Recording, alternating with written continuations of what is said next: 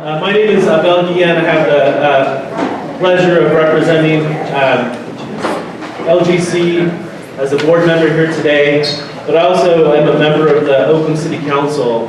And it seems like for the last year and a half, the topic of the day for us has been housing. Housing, housing, housing. And that, of course, relates to infrastructure, transportation, and many of the other topics that we talked about here today. Most recently, in the city of Oakland, Forbes ranked us number 13 in terms of one of the fastest growing cities in the country. And we are facing a lot of the overspill from San Francisco, a lot of the jobs. The Bay Area's region added about 100,000 jobs in the last 4 or 5 years. However, our housing inventory has not kept up pace with demand. So as a result, at least in my community, Oakland is now the 5th most expensive rental market in the country. And you see the impact that the jobs and housing imbalance has in our community in the form of increased homelessness. I was out at an encampment talking to a couple of folks that are actually camping out on the streets of our city.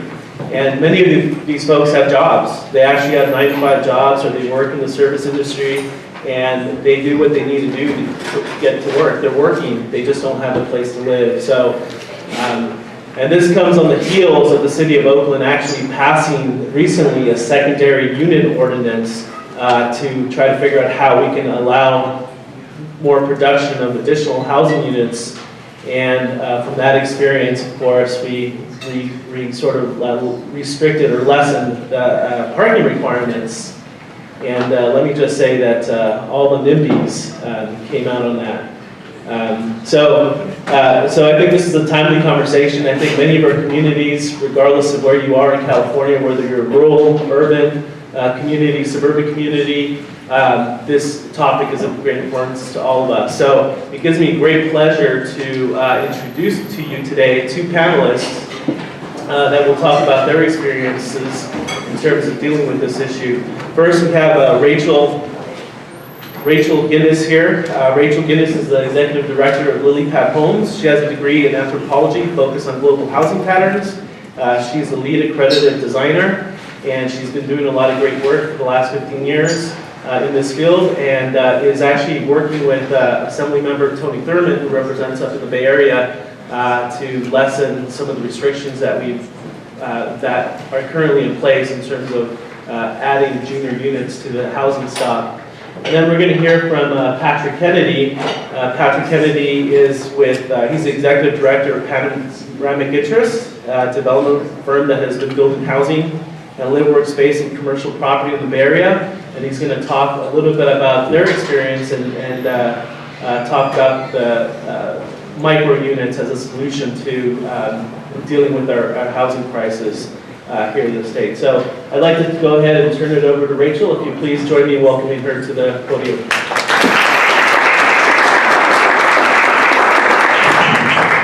Thank you, Abel. And thank you, Kate, for inviting me to the conference and all. I can't tell you what a thrill it's been to be here, and that's not even speaking to the amazing surroundings. So on top of being a LEED accredited residential designer, I am also a general contractor, which is what made me so familiar with the permitting environment around second units. So the nonprofit Lilypad, we work on advocating for policy, code, and fee changes. We support and facilitate the development of second units of all kinds as a very viable form of infill housing. It is the only new housing opportunity that we have that actually makes both renting and owning a home in our communities more affordable. I always love that aspect. And we are educating the community, but we also hold hands and we help people get over barriers to creating second units. So my degree is in anthropology, and I apologize if I'm preaching to the choir, but I just want to set up the environment a little. And so the majority of housing in the state is actually single-family homes.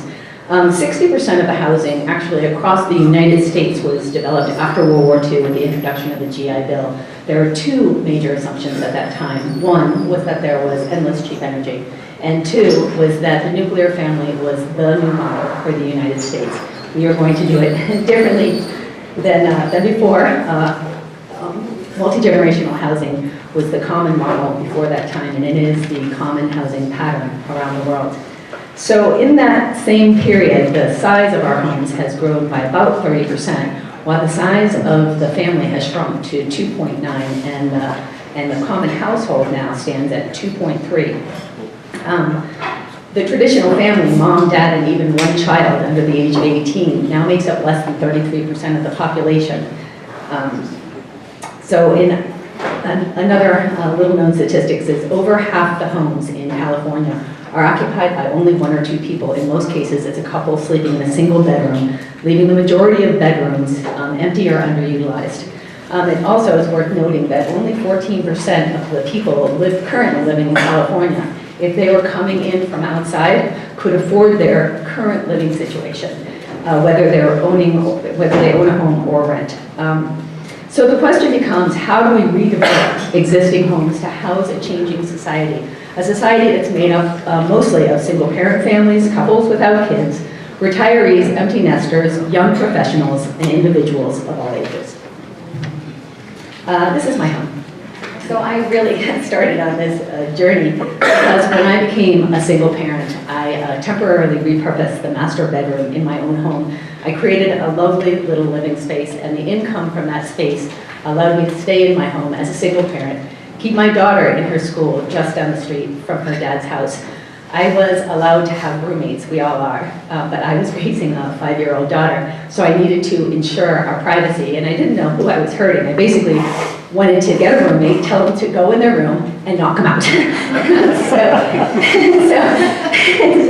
fast forward, this is the 230 square foot apartment that I have now moved into to give myself the financial freedom to start a nonprofit, to empower other people to do what I did, and also be able to feed my dog Sketch.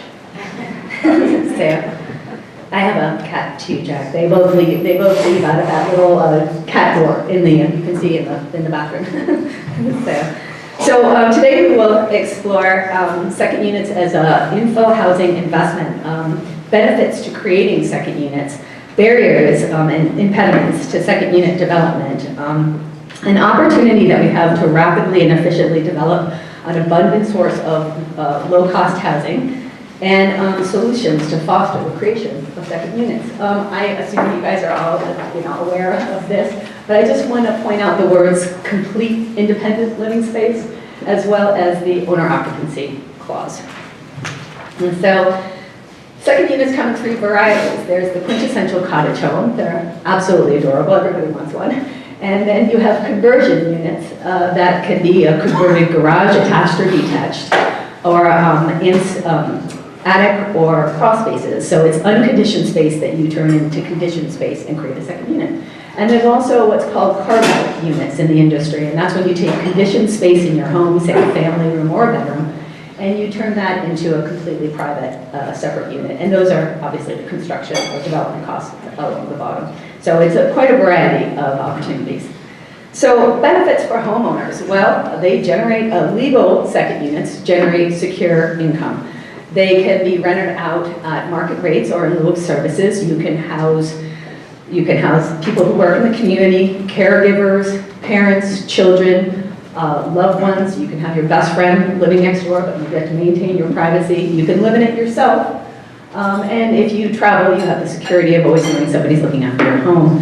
But one of the other reasons is they also increase your property values. In fact, the Wall Street Journal did an article, and they said that having a second unit in your house, it's the hottest commodity going. It can actually raise the value of your house up to 60%. I still have trouble with that figure. God forbid it adds 60% to the housing cost of Marin. But anyway, the point's well taken. So let's look at some of these little chummers. These are alley homes. These were probably former garages. This is Portland, that were turned into small second units. This is just some of the wonderful creative solutions you can come up with in small spaces, and I included this slide because it has a P in it, which is the operable letter for the Here's these are all from Portland. This is a converted garage. It's 440 square feet of pure pleasure. It's absolutely adorable. Living space downstairs, living, eating upstairs. This is another unit that was done. This is 600 square feet. Every inch was wonderfully tended to. The owner actually moved in to this second unit, and it is, and she rented out the main house, and it's funding her retirement. Just again, some of the wonderful creative interior spaces that you can create in these small units. You might say all you need is enough. And this is a version of a carve-out unit. So this is a home, a designer friend in Sausalito who took part of her house and sectioned it off as a wonderful second unit. This is part of the design of her space. But what about the other benefits? So it creates more affordable housing for the people who work in our community, which obviously reduces their commute times, which is wonderful. That makes less commuter traffic for the rest of us in the community, and the housing is very consistent with the character of neighborhoods, which makes it somewhat a popular solution compared to others, although we support the development of affordable housing in all of its manifestations. Not only does it house workers in businesses, but it also creates new employees for businesses, so it creates economic growth.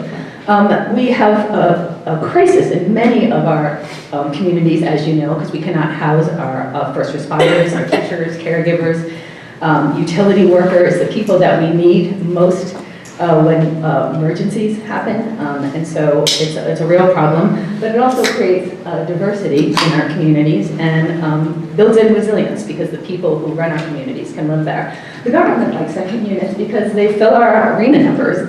I assume you guys obviously know what that is. And they also make sure that the units that are created meet health and safety codes, and it increases the tax base. The planet, well, to know me is to know I have a huge sustainability initiative, so not only is the carbon footprint of second units fantastic for commuter traffic, but it better utilizes the built environment and the resources that we put into our homes. So impediments. So these things are so fantastic. Why are they popping up everywhere? Well, that's when we get into the meat of it, and that's misunderstandings in the law, but everyone in this room knows that they are legal. Minimum lot sizes, permitting, fees and requirements. In Marin, I'll just talk about my own county, it's between $15,000 to $32,000 in permitting and connection fees alone. Add to that the parking requirement, which if you can make it, it is definitely the nail in the coffin of most second units. And the fire sprinkler requirement. If you can even meet those requirements, I just slap on $10,000 for both of those.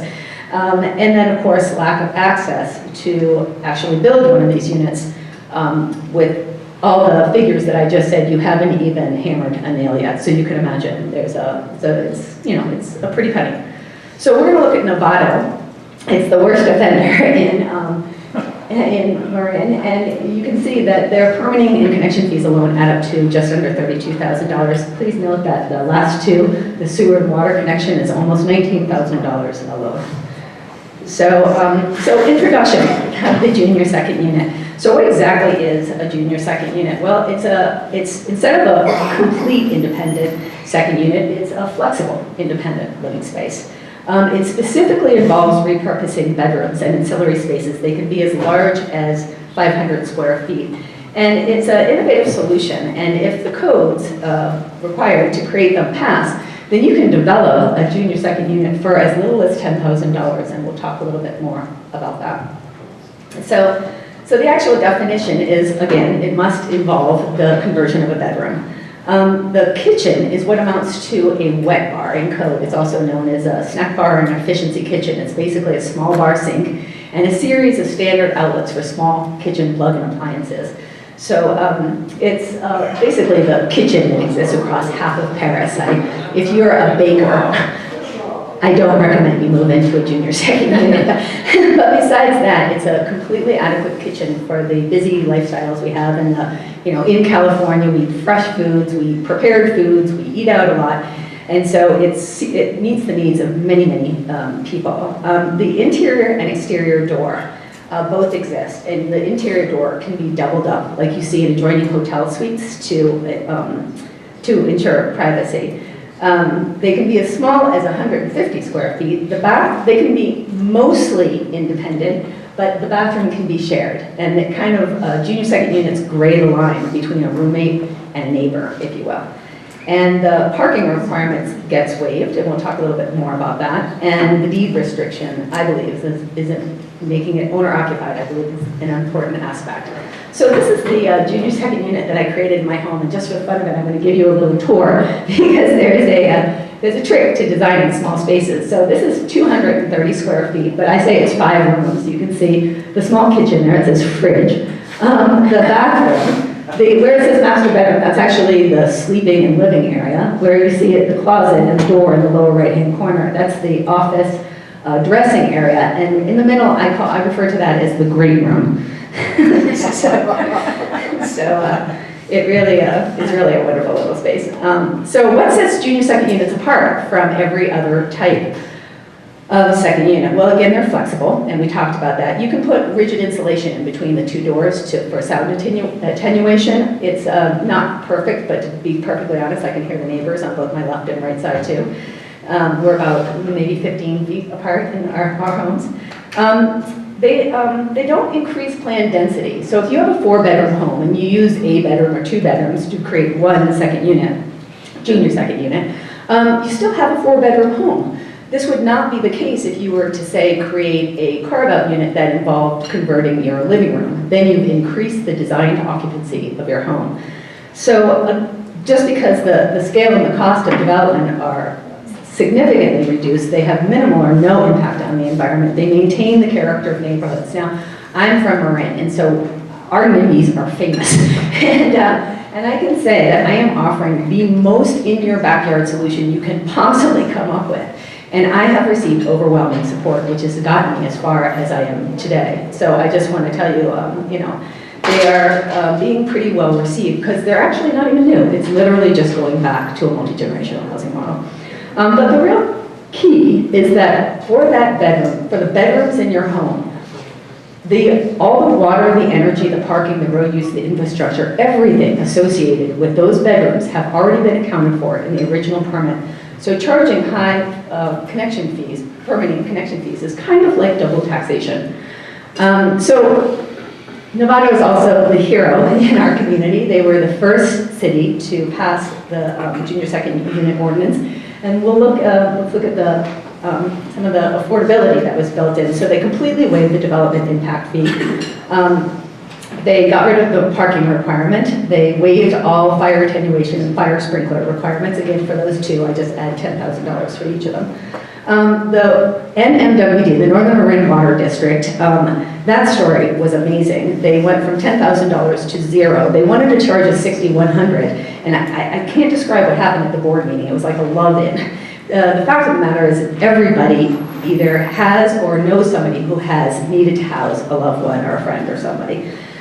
Same story for the Novato sanitation. So what used to cost $32,000 to shy up in Novato to create a junior second unit now there will cost you somewhere in the neighborhood of $500, and you're done.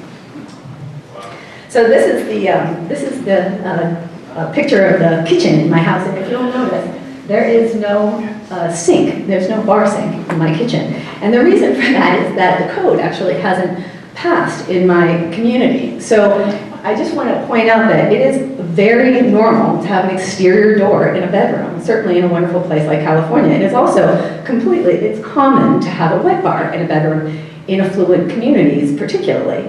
But if you do these 2 things in a bedroom and you call it housing, it's going to cost you $15,000 to $32,000, and you have an array of requirements, costly requirements, that will make it almost impossible to do. So it's just the irony of the situation. We are so close. So this is another view, and you can see with the door with the mirror on it, that's the door that leads into the rest of the house. Okay, so flexible housing. Well, we say that your home is your greatest, most personal investment, and it should be flexible enough to serve your needs during the time that you own it. So we are not redefining the single-family home. We're building in flexibility. You can utilize your whole home. You can rent out an apartment, or you can be like me and move into your apartment. Life is insured, and it builds an insurance policy into your home. So loss of job, divorce, God forbid, death in the family, other health issues, you have a fallback position. Again, it's your greatest investment. It should be serving your needs the way you would expect from any other major investment. So we're going to go through the life cycle of a junior second unit. So, and I'm so sorry, these are a little childlike, but the only other option was like the male and the female that you see on like bathroom doors, and that wasn't going to tell the story. so a young couple stretches to purchase a home. They build in a junior second unit, and the income from that unit allows them to comfortably own their home while they're developing their careers. So they have a baby, and now the income lessens because they've housed a teacher, and the teacher is offering babysitting services. So everybody is getting their Mets need. Now, 2 kids, they open the doors, they reintegrate the apartment into their home, and voila, it's a single family home again. Kids go off to college, grandma moves in. Grandma has privacy, everybody has dignity. She doesn't have to shuffle across the living room every time she needs tea. Everybody's happy. Many years later, they decide to move into the junior second unit themselves because they want to travel the world and see the grandkids. They rent out the rest of the house, so it's basically paying the bills, and somebody's looking over the place while they're gone. But if you'll note that now both the junior second unit and the rest of the house have a rental history. So financing ADUs and junior second units, well, you can do it from obviously savings, home equity loans. Reverse mortgages are a mechanism for people 62 years or older that has improved a lot. It's really a viable mechanism to create these units. And we are creating relationships with housing authorities. We have a relationship with the Marin Housing Authority, and they offer a residential rehabilitation loan up to $35,000. If you qualify by income, it can be used, it can be applied as a lien against your home to be paid back when the house sells. And they'll even help you with construction of the unit. So it's fantastic, and it's really intended for lower income people, but we are hoping, and possibly they will expand the program to allow for more economic, for people in other economic groups. But we definitely have a low and middle income financing gap. And that is because there is no financial instrument that recognizes currently future income. And many, particularly because of the recent mortgage debacle, many feel uncomfortable recognizing second units as a viable source of income. But I think you and I think you will agree that in many of our communities, income from a rental unit is more dependable than job income. I just want to tell a quick story about a tent in Palo Alto. I wish I could say it was like a linen thing with a wood floor, but I am talking about a palm tent with a sleeping bag that with access to a bathroom inside that was renting on Airbnb for, it started at $18, it went up to $48 a night, and it's renting, and that's about $900 a month. And I guarantee you some I have a slide of that on my presentation. Oh, that's awesome. and so that just shows you where we are in housing. And anyway, so yeah, it's desperately, we're in a bad situation. So what? Oh, I'm so sorry. Yeah, skip ahead. So I have lost my train of thought. Okay, so fostering the creation of second units. Allowing for creative parking solutions, as the wonderful panel talked about yesterday. We really need a bridge. The parking, the mobility, our mobility future is in for a radical change, and so we need to just bridge the gap and get housing built and not let it stop us. Provide clear public information. So the people who want to create a second unit generally need to, and so no isn't necessarily one of their options. So the last thing they're going to do is walk into the permitting department and be like, can I do this? And have them say no. So people need to know if it's possible or not before they ever get to the door. That's one of the roles of Lilypad, because I mean, come on, does Lilypad homes sound threatening to you? They're calling, they're calling us and asking us, can we do this? And how do we go about this? So offering technical assistance to people, it's a process. You have to work with a contractor, you have to work with a designer, you have to figure out how to house people in your home. It's important that people are facilitated in making this change. Reduce permitting and connection fees. piece, bar none. It needs to be done. Streamline the permitting process, but creating financing options is a huge piece of the puzzle. So as far as the parking future, this is the way you'll get picked up at your door, you'll be drinking coffee and networking on the way to work, you'll have one of these parked in your garage, and your 2-car garage just became your 4-car garage, so it's not even a problem. That's of course assuming it's not full of stuff. And anyway, and so financing options. Well, Jay Wegman of IGS wrote a research paper, and he says that the Cal HFA is already perfectly situated to offer these types of loans. We need 2 mortgage products. One is a product that will allow people to purchase a home that has an ADU already in it, and the other to purchase a home with the idea that an ADU will be built and allowing them to qualify based on the future income of that development. And a construction loan that also looks at the future income. Again, I would argue that the income from second units is extremely stable. So I just also wanted to bring your attention to this to New Avenue. It's a company in Emeryville, and say that we are basically ready to go to scale on creating second units. This is a platform where you can find your designer, architect, contractor, and he came out of Berkeley. And at first his whole emphasis was on second units. Anyway, so we are well prepared to move forward. And then the importance of the owner occupancy clause, and this has come up for me lately in my community because somebody was touting that they waived the owner occupancy clause in single-family homes. I think that's a mistake. I think we need to maintain it because when you create second units in homes, you maximize the income opportunity. And that makes it more attractive to investors. And if we get investors in the game, that's going to put even more pressure on housing. And they already have their opportunity. That's what duplexes and multifamily are for. It is important that we have people who are homeowners with a vested interest in our community. And in every home, we can create a rental opportunity. So the rental opportunities will already go through the roof. And it also creates an oversight mechanism. So, I mean, yes, there will be people who are transitioning out and both units will be rented, but it just builds in a way that we can make sure that they're being properly managed. And this is why this is important, because we live in a magnificent place around cities that have thriving economies, and California is to be cherished, and it is also to be shared. So we have a Assembly Bill, AB 2406, authored by Tony Furman, and thank you so much for your time. I appreciate you listening.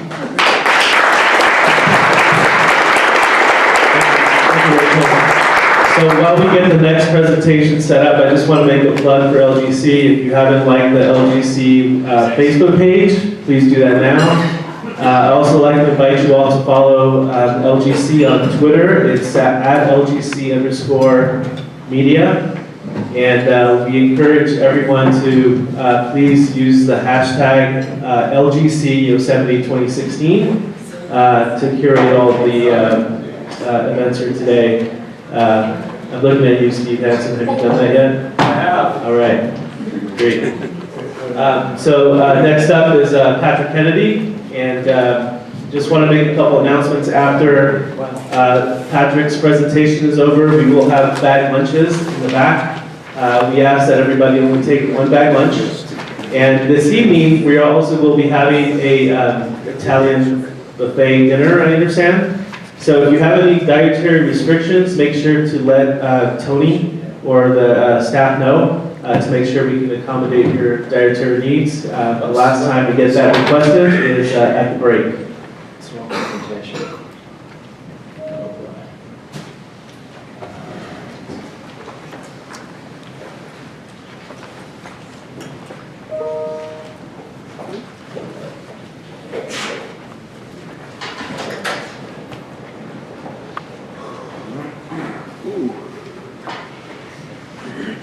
Tell us a joke.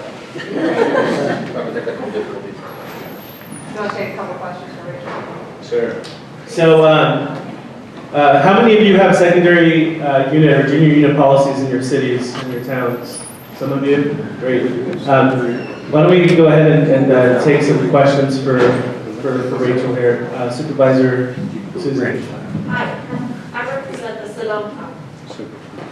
I represent the Sonoma Valley Ground Zero for Airbnb and vacation rentals, and just move forward on an aggressive vacation rental ordinance modification. I love the thought of a junior second unit. Like everybody else, we are really impacted for workforce housing. Do you have restrictions against vacation rentals? As you can imagine, I get this question a lot, and I want to say that I live in Marin, so I definitely understand where you're coming from. West Marin is on fire. And it is important that we regulate that market. But I would say these are two different subjects, and what we're doing now for junior second units is what, well, the Airbnbs in the world didn't do. We were creating a regulatory market to create a housing product. And so, yes, regulate Airbnb. I'd say it needs to be done. It is most definitely putting pressure on the housing market, the unofficial housing market, if you will, because in our tricky communities, people are going to Airbnb and getting temporary housing while they find regular housing, but that doesn't make it temporary, does it? So, yeah, I would say that that is doing a lot to drive the price of the rental housing market. So definitely look at requirements, regulations around that, but don't throw out the baby with the bathwater. Yeah, absolutely, completely separate. Yeah. Thanks, Rachel. We'll have time for more questions after Patrick concludes his presentation. Thank you. Patrick. All right, thank you very much. My name is Patrick Kennedy, and I have been developing in Berkeley and in San Francisco for 25 years. When I arrived in Berkeley in 1990 and started building, it was described by the Wall Street Journal as a place whose citizens were torn between a desire to overthrow the U.S. government and a quest for the perfect croissant. Hasn't changed that much, but the reception that I got when I was proposing high-density housing was one that was decidedly mixed, and that's me right there. And to give you an idea how anti-development Berkeley was back in 1990, that project there, which is an apartment building completed in 1998, was the first rental housing by a private developer in downtown Berkeley since World War II. And needless to say, it was a great market to be building in if you could actually get something built. But that building there was the first high-rise since 1972. And the local paper called it a monstrous Stalin-style monument to civic corruption. There are a lot of English majors in the activist community in downtown Berkeley. You can decide for yourself whether that description fits. In any case, I was able to build quite a bit of stuff. These are all infill projects that I built in the course of 10 or 15 years.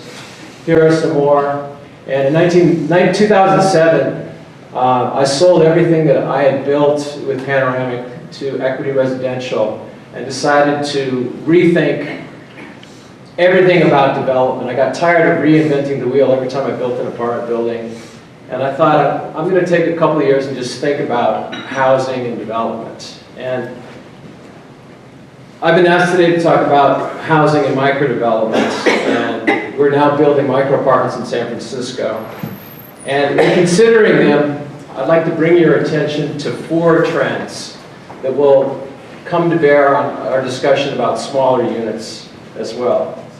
The first trend, I think that's pretty clear, is delayed household formation, what people call kind of the elongated post-collegiate life, where children graduate from college but don't really become adults, and it's that kind of long gray twilight area that you see in San Francisco with 30-year-olds riding skateboards and things like that.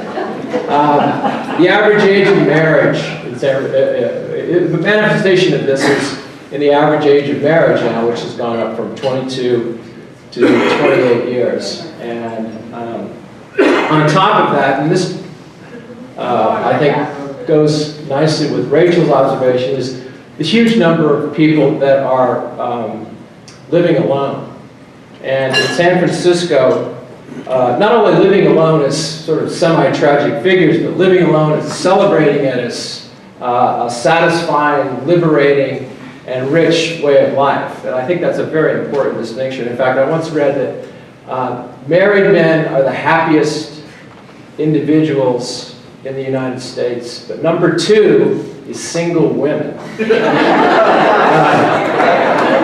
Sociologists among you can delve into that more deeply. But you know, I think married men are kind of like golden retrievers. They're always happy.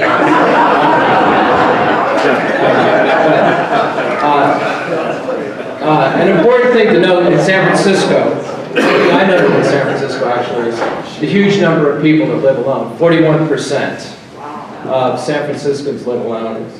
And that is not even the highest percentage in the United States.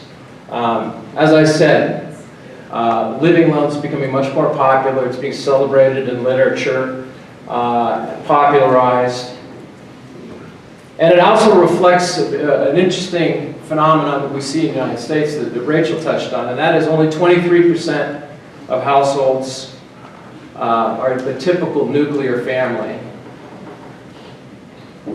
28%, well, let's see, oops. 28% of all American households live alone, and 17% are roommates or co-living or whatever you want to call it. So there's been a massive I would say it's a massive demographic shift, because this has been happening all along. It's coming into clarity much more now, and it's certainly true where I live in San Francisco, where you meet 55-year-old people that have roommates, and which is commonplace and something that we're trying to address with our affordable housing. Now, the second big trend that we've noticed is home purchasing is much harder and maybe even less desirable. And part of it is we're seeing a lot of younger people worried about economic anxiety, job turnover. I mean, San Francisco is startup central, and the average tenure on a job there is 2 or 3 years for most people that don't work for Google or Facebook or one of the other big institutional corporations. Another important factor in the lack of desire for homeownership is a huge amount of student loans that kids come out of college with, which is making it very hard for them to make a home purchase. Now, in San Francisco, the Bay Area, even if they didn't have student loans, and even if they had parents who were willing to give them down payments, it's near impossible to buy a house. But San Francisco is an anomaly in that regard. But overall, in other cities, we're seeing far fewer young people starting households because of debt. Now, the third thing that I've noticed, and my apologies to the executive from Lyft who's here today, is that, I'll get to that in a second, is that young people are not driving cars. And in the age of Uber and Lyft and car share and very high break-in rates in city streets in San Francisco, there is much less incentive to own a car if you're living in the city. And in fact, there is quite a bit of evidence that suggests you can actually save money and lead a much happier life by not owning a car if you're in San Francisco. Now, that works only if your life, your profession is in the city and you take advantage of transit. But those are the people that I'm building for with my smaller housing and my micro apartments. The fourth phenomenon that I've witnessed is that people just get by with less stuff. Now, the obvious thing clearly is you can be entertained now with your iPhone and have the world at your fingertips. But there's also quite a bit of evidence that people are not acquiring as much stuff because it's so easy to borrow things for a short term. This startup in San Francisco allows you to rent a power saw, a bike, a dress, and even a necktie. Can you imagine having to rent a necktie? This is millennials. So what does all this mean in San Francisco? How is it translating on the ground? And how's it transit on the ground? It's ridiculous high rent. San Francisco, Oakland, and San Jose have the first, fourth, and fifth spot in the country on high rents. And I'm so glad that you prepared this audience, Rachel, for this, because there's your tent for $900 a month in Mountain View. And if you think that is bad, I would like to bring your attention to an Airbnb listing that I found recently for Berkeley, which was the Scholars Inn. $50 a night. There's the bedroom for the Scholars Inn. Save $25 a share. So obviously it's a ridiculous situation. And so what is the response? And the first response is you just have to go denser. Now, a good example of this is by happy coincidence, a project that we built in 2013, and this is a infill site near 6th Street in San Francisco. Now, I don't know if any of you guys know what the significance of 6th Street is in San Francisco, but my younger sister refers to it as the wine country. And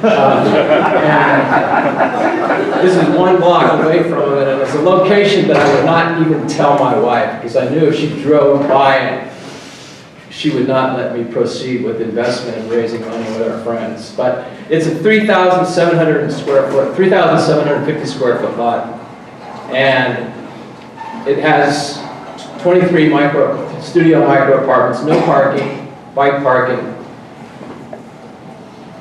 And it's got a density of 266 units an acre, which is higher than this high-rise on Sutter Street of 216 units an acre. So this is what I'm talking about. This is what you might call hyper-dense. And in terms of the traditional American zoning, it is hyper-dense. But I have 5 minutes? Okay. Here's another site that is in downtown San Francisco, and it is 9,000 square feet, and it has 160 apartments, micro apartments, that are studios and suites.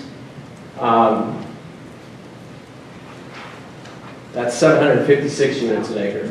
Car-free.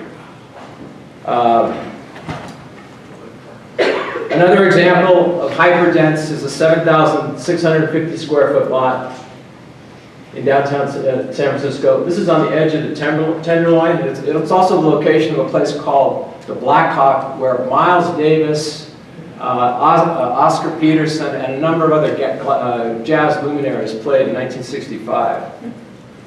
It will get us 168 micro apartments.